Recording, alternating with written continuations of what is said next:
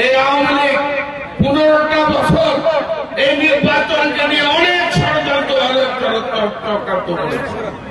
আজকে তাদের পরিণতি কি? আজকে তাদের পরিণতি আজকে দেশ ছেড়ে তারা আজকে ভারতে আশ্রয় নিয়েছে। তাই আমি আপনাদের বলতে চাই, জামাতের ভাইরা দয়া করে আর ষড়যন্ত্র চক্রান্ত করবেন না।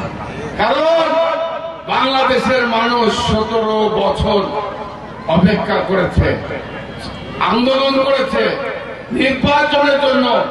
আমাদের নেতা তারেক রহমান সাহেব বলেছেন শান্ত থাকার জন্য। বিএনপির নেতা কর্মীরা শান্ত আছে, অপেক্ষা আছে। যদি নির্বাচনকে নিয়ে, দেশকে নিয়ে যদি আবার ষড়যন্ত্র করেন, বিএনপির নেতা কর্মীরা কিন্তু ঘরে বসে থাকবে।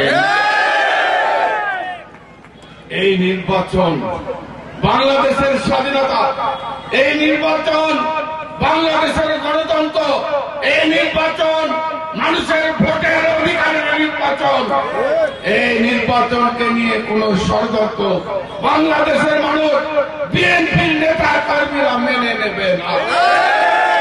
এই জন্য যত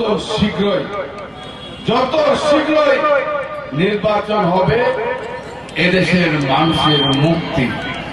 নির্বাচন ছাড়া, গণতন্ত্র ছাড়া, ভোট ছাড়া বাংলাদেশের মানুষের কোন মুক্তি হবে বলে আমরা বিশ্বাস করি।